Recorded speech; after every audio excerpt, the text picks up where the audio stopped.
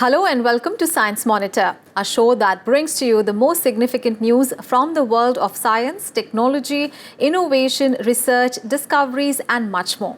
I'm Aishwarya Kapoor with you and here are this week's headlines. President Ramnath Kovind inaugurates international conference and exhibition on energy and environment challenges and opportunities in New Delhi. One Health India Conference 2019 on zoonotic diseases or animal-borne diseases which can be transferred to humans, organized by the Department of Biotechnology. 37th Annual Meeting of the Astronomical Society of India held in Bengaluru. Around 400 astronomers from across the country discussed their latest scientific achievements. 7th National Level Exhibition and Project Competition 2019 of Inspire Awards Monarch held in New Delhi. Around 800 students showcased their unique scientific models. The top story this week. Coal is a predominant source of energy worldwide, but it is also a leading source of air pollution.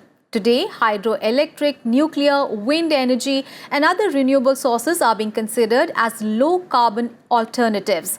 While tapping different sources of energy, it is also necessary to adopt sustainable coal mining technologies to mitigate industrial pollution and global warming. To develop a roadmap for a sustainable and secure energy future, CSIR's Central Institute of Mining and Fuel Research at Dhanbad organized the International Conference on Energy and Environment Challenges and Opportunities in New Delhi. The event was inaugurated by President Ramnath Kovind. Science Monitor brings you a report. Coal is one of the most worldwide sources of energy used in various sectors, especially in electric power generation. But it also emits high levels of carbon in the process. The emission of carbon poses a major threat to the ecosystem as it releases harmful greenhouse gases into the atmosphere. This, in the past few decades, has also led to the rise in the Earth's global temperature. So, to mitigate and combat global warming and industrial pollution, it is important to consider other renewable sources like solar, water, and wind with low carbon emission. A large amount of renewable energy technologies are derived from these natural resources to address the needs of sustainable development. With this backdrop, a 3-day international conference on energy and environment, challenges and opportunities was held at Vigyan Bhavan in New Delhi. It was organized by CSIR Central Institute of Mining and Fuel Research, Dhanbad from 20th to 22nd of February. The main objective of the conference was to identify and provide affordable, clean and reliable energy for the country. The event was inaugurated by Shri Ramnath Kovind, President of India. It was also marked by the presence of Dr. Harshvardhan, Minister of Science and Technology, Government of India, and Dr. V.K. Saraswat, Member Niti Aayog. In today's era of rapid technological advance, energy and environment are major concerns not only for developing countries but also for developed countries. In India, the government is committed to provide power to all citizens at affordable cost as well as boost the national economy through an industrial revolution in tune with Industry 4.0. Therefore, I urge this gathering to come up with actionable ideas on environmental issues related to use of fossil fuels and viable alternatives.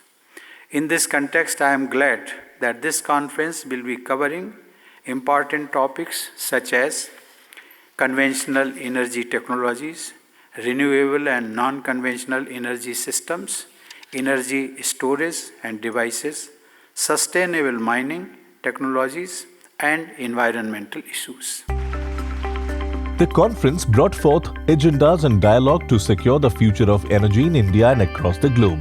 The event also addressed the effects of excessive use of energy on the environment, landmass, and forest inhabitants. Some of the sessions held at the conference highlighted plans and guidelines for energy security and environmental challenge due to the climate change. In one of its parallel events, An industrial exhibition was also organized, showcasing the technologies from different organizations like National Thermal Power Corporation, Coal India Limited, and National Mineral Development Corporation. With India being one of the most populous countries in the world, the increasing use of energy in different sectors of the economy continues to grow. This event provided a platform to exchange ideas and foresee the urgent need to conserve and reduce energy requirements by adopting more efficient technologies. The Department of Biotechnology under the Ministry of Science and Technology, Government of India organized the One Health India Conference 2019 in New Delhi. The event was inaugurated by the Minister of Science and Technology, Dr. Aishwarya.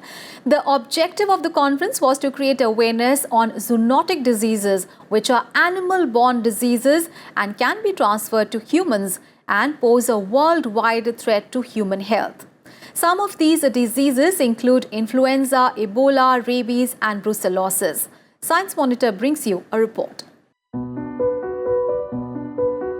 According to the World Organization for Animal Health, 60% of the existing human infectious diseases are zoonotic.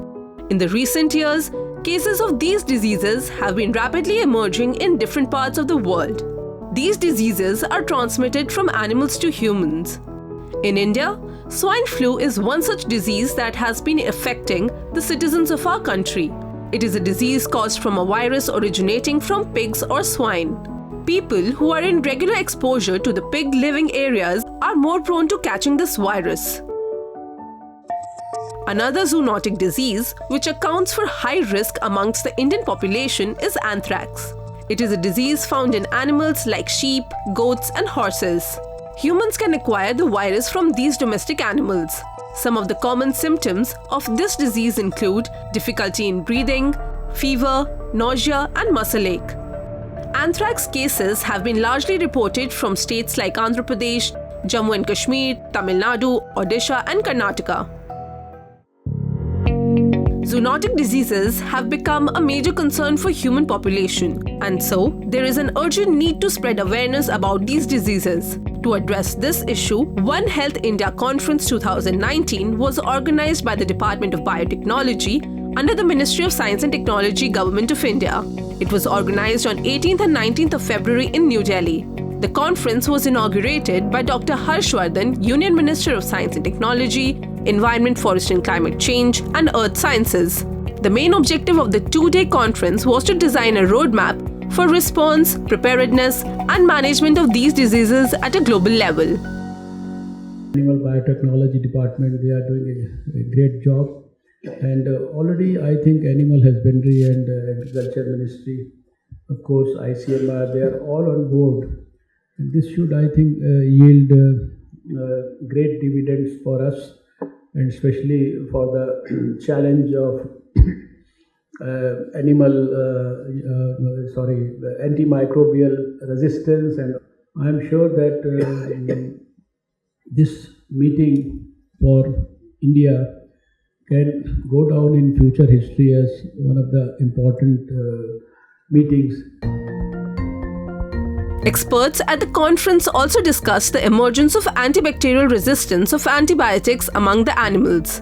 As this increases, the risk of spreading the virus in and through animals also increases. One particular matter of concern was the large amount of antibiotics being used in chickens.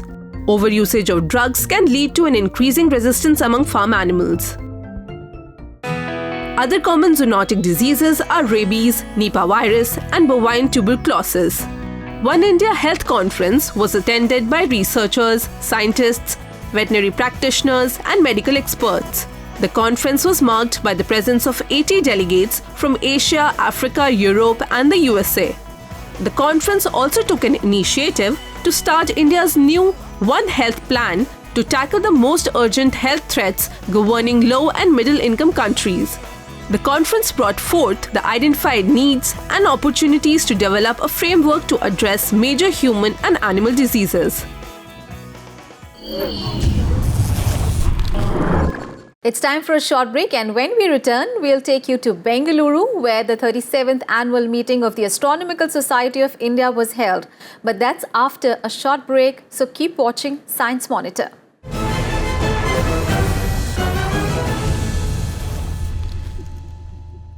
The Astronomical Society of India is the primary body of professional astronomers in India with more than 1,000 members comprising of astronomy faculty, students and science communicators.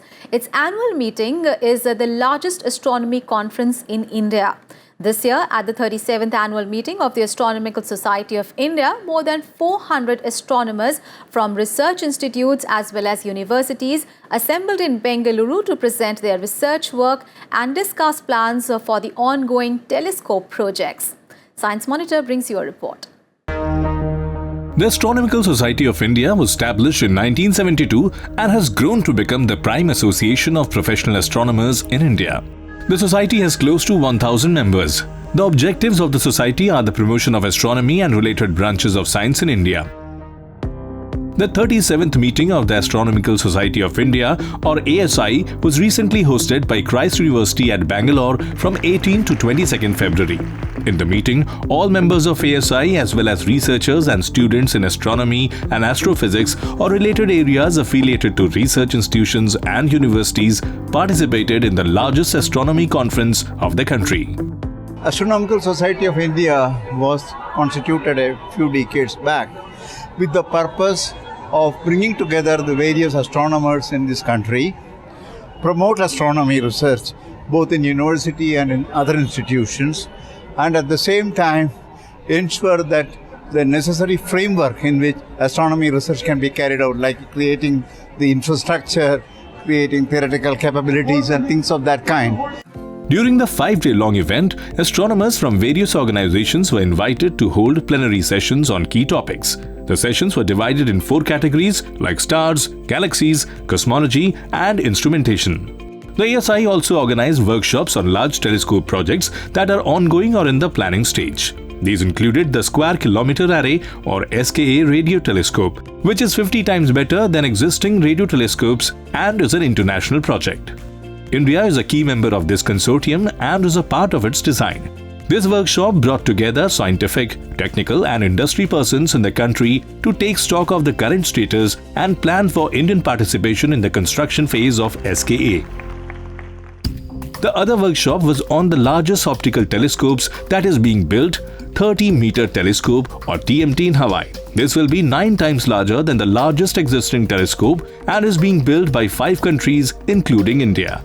This workshop aimed to prepare for the early science with TMT and contribute to the development of instrument concepts, simulation and data pipeline. The Astronomical Society of India presented Zubin Kembavi Award for Public Outreach and Education in Astronomy and Allied Fields for the year 2018 to POEC. The award was given to promote observational and instrumentation work in astronomy and public outreach and education in astronomy and its allied fields. To promote creative thinking and foster a culture of innovation among students, the Department of Science and Technology or DST under the Government of India runs a flagship scheme called the Inspire Awards Manak. This is a unique collaborative initiative of DST with the National Innovation Foundation India.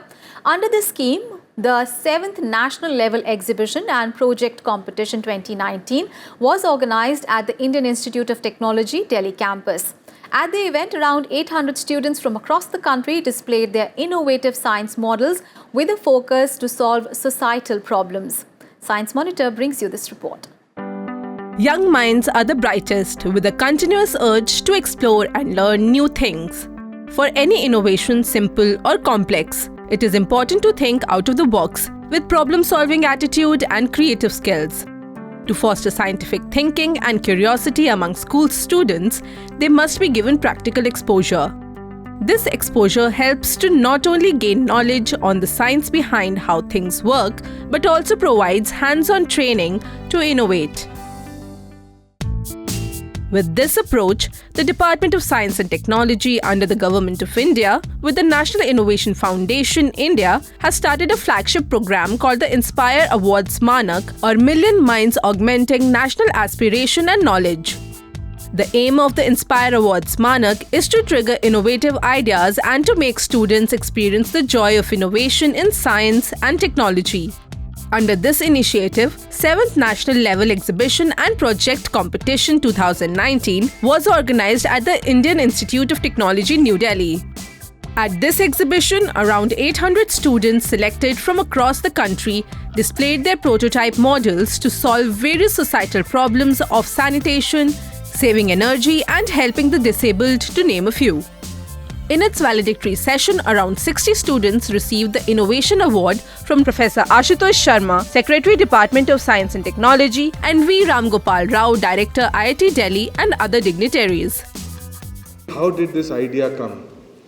Manak is about million ideas. In fact, it's inspired from one of the speeches of our Honorable Prime Minister. So I heard that speech. He said that the country has millions of problems, but it also has a billion minds to solve them. Indeed, the largest program in the world on school level about people competing and ideas and fair and exhibitions and mentoring. And I'm so thankful to all the teachers and mentors that made it possible. Inspire Awards Manak, started in 2009, is implemented through state governments with an objective to attract young students to study science and to pursue a career in research. Students of age groups of 10 to 15 years and in classes 6 to 10th can participate in the program. The shortlisted students are provided with financial support of Rs 10,000 each to develop prototypes. During the 7th National Exhibition, around 800 students were selected to participate at the national level contest in Delhi. Students from across the country, from Jammu and Kashmir to Kerala, participated in the event. Some of the outstanding projects displayed during the two-day exhibition were the multipurpose wheel, storm umbrella, eco-friendly Pele stove, plastoscope indigenous microscope made from waste, safety gates for railway crossing, and many more innovative projects to solve day-to-day problems of the citizens. During the valedictory session, 60 students were awarded with trophies for their working models. Out of these, first, second and third award winners were awarded with a cash prize of Rs 25,000, 15,000 and 10,000 respectively. In addition, the winners were given a laptop and a trophy. मेरा model जो मैंने बनाया था उसका नाम fully automatic toilet cleaning machine है। मैं ग्रामीण क्षेत्र से रहने वाली हूँ और हॉस्टल पे भी रहती हूँ, तो वहाँ पे मैंने अधिकतर देखी हूँ कि टॉयलेट साफ करने के लिए स्वीपर आता था और हाथ से करता तो बहुत समय लगता था और बहुत भी बदबू भी आती थी। इसलिए मैंने सोचा कि ऐसा कोई उपकरण बनाया जाए जिससे दूर हटकर भी कर सके और बदबू भी ना आए। Only students can take forward the legacy of science and technology in our country. The young innovators displayed the models to solve the simplest to the most complex of our society's issues. Inspire Awards Manak is one such platform that enables to sow the seeds for the innovative scientific pursuit among the students in India. It's time for a short break, and when we come back, we will bring you some more news on science and innovation from India and around the world. Keep watching Science Monitor.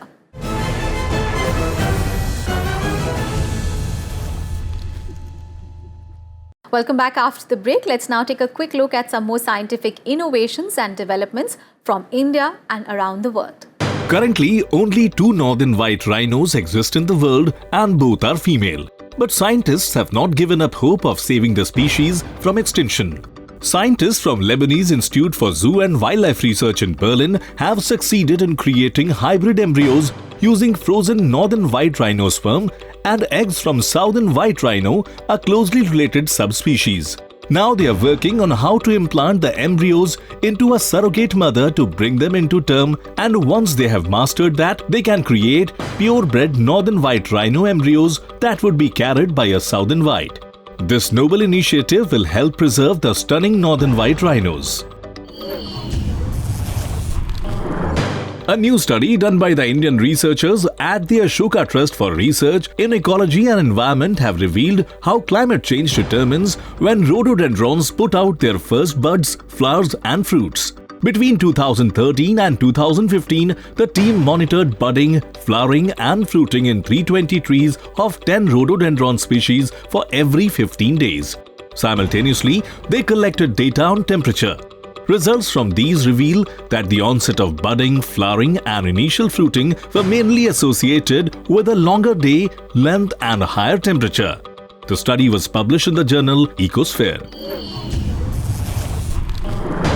Plastic bag pollution has become a huge environmental problem. Many plastic bags are used only once and then disposed, ending up in landfills, oceans and elsewhere in the environment, where they can take hundreds of years to decompose. According to researchers from Purdue University in the US, polythene in plastic bags could be an expensive source of energy storing carbon. They have created a way to convert plastic bags into carbon chips that could be used in batteries.